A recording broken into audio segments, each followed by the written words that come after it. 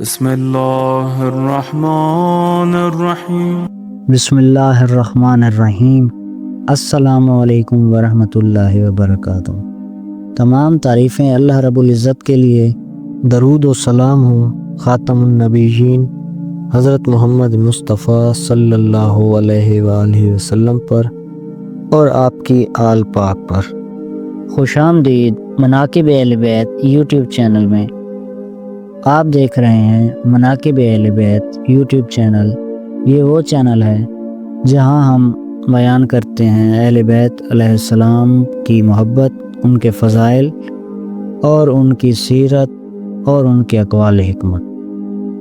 آئیے ناظرین ہمارے ساتھ اس سفر میں شامل ہوں تاکہ ہم سب مل کر اپنے دلوں کو اہل بیت علیہ السلام کی نورانی تعلیمات سے منور کر سکیں، اپنی زندگیوں کو ان کے راستے پر استوار کریں اور حقیقی سکون اور کامیابی حاصل کریں۔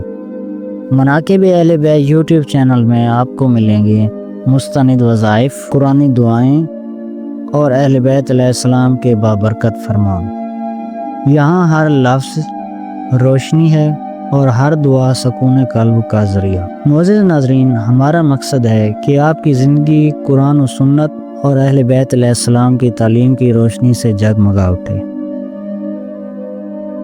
یاد رکھیں، دعا مومن کا ہتھیار ہے اور ذکر سکون دل کا راز۔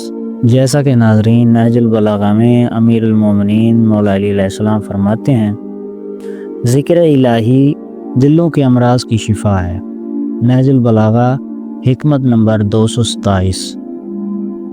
دعا بندے کے لیے مصیبتوں سے ڈھال ہے اور رحمت کے دروازوں کی کنجی ہے۔ نہج البلاغہ خطوہ نمبر 174۔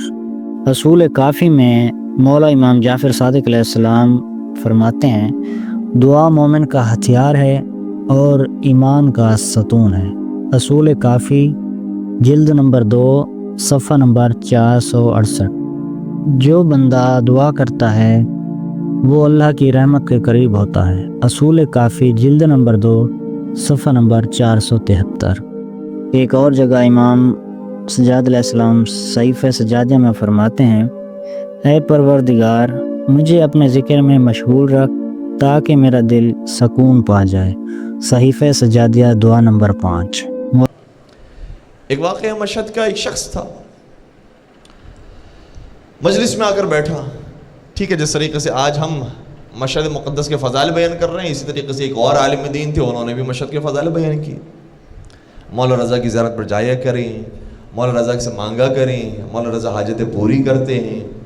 اور اس میں کہتے کہتے ایک جملہ انہوں نے یہ بھی کہہ دیا، اور یہ بھی بہرحال عرفہ بیان کرتے ہیں کہ اگر کوئی شخص مولا رضا کی بارگاہ میں جا کر 40 دنوں تک سورہ یاسین پڑھ کر مولا کو ہدیہ کرتا ہے تو 40 دنوں کے بعد جب وہ کوئی بھی دعا مانگے گا وہ دعا رد نہیں ہوگی۔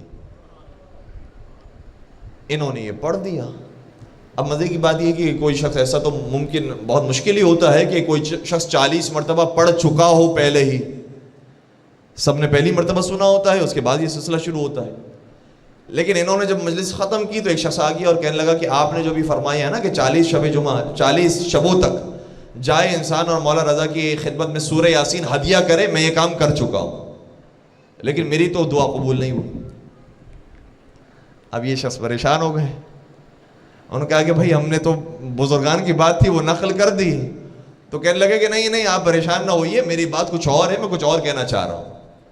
کہ پھر فرمائیے آپ کیا کہنا چاہ رہے ہیں؟ کہ کہنے کا مقصد یہ ہے کہ جب میں نے 40 دنوں تک مولا رضا کی بارگاہ میں حاضری دے کر مولا رضا کو سورہ یاسین ہدیہ کر لی، میں نے حاجت طلب کی، حاجت پوری نہیں ہوئی، میں نے وہاں مولا رضا سے یہ عہد کیا کہ اے امام جب آپ سے میں نے اس طرح سے دعا مانگی ہے تب بھی میری دعا قبول نہیں ہوئی ہے، اب میرا زیارت پر آنے کا فائدہ کیا ہے؟ اب میں آئندہ سے زیارت پر نہیں آؤں گا، اب میں آئندہ سے قریب آ کر آپ کو سلام پیش نہیں کروں گا، آئندہ سے میں مشہد نہیں آؤں گا۔ یہ کہنے کے بعد میں بارگاہ سے نکل گیا۔ جب میں بارگاہ سے نکل گیا اسی رات جب میں سویا ہوں تو خواب میں مولا رضا تشریف لائے اور کہنے لگے تو جو ہم سے حاجت طلب کرنا چاہتا ہے وہ حاجت کبھی پوری نہیں ہوگی، کیونکہ تیرے مصلحت میں نہیں ہے کہ وہ حاجت پوری ہو، لیکن اگر حاجت پوری نہیں ہو رہی تو اس کا یہ مطلب تو نہیں ہے کہ تو ہماری زیارت کو چھوڑ دے, تو ہماری زیارت پر آیا کر, ہمیں اگر سلام پیش کیا کر, ہم تیرے سلام کو دیکھتے ہیں, تیرے سلام کا جواب دیتے ہیں. یہ مطلب تو نہیں ہے کہ تیری حاجت پوری نہیں ہو رہی تو اب آئندہ زیارت پر آنا چھوڑ دے, سلام کرنا چھوڑ دے. کہ اس کے بعد سے میں مولا رضا کی مسلسل زیارت پر جاتا رہا اور میں اپنی حاجت کو بھول گیا, کیونکہ حاجت چھوٹی تھی, مولا رضا کی زیارت قبول ہو جانا یہ بڑی بات. اس لیے ذہن میں رکھیے گا, کبھی کبھار ایسا بھی ہوتا ہے, ہم نے کہہ دیا مولا امام حسین کی بارگاہ میں جو جائے گا زیر گنبد دعا مانگے گا وہ دعا ضرور قبول ہوگی. بعض لوگ جاتے ہیں زیارت کرتے ہیں, وہاں پر دعا مانگتے ہیں, کہتے ہیں مولانا دعائیں قبول نہیں ہوئی. اس کا مطلب یہ ساری باتیں نعوذ باللہ ضعیف باتیں ہیں. نہیں, اس کا یہ مطلب نہیں ہے. ہر چیز انسان اپنے بچے کو بھی نہیں دیتا ہے. اگر بچے نے, چھوٹے سے بچے نے چھری مانگ لی, چمکتی ہوئی چیز مانگ لی, نہیں دی جائے گی, وہ روتا رہے گا, گڑ گڑاتا رہے گا. ہم کہیں گے وہ روتا رہے بہتر ہے, کیونکہ ہمیں معلوم ہے کہ اگر چھری دے دی گئی تو وہ اپنا ہی نقصان کرے گا.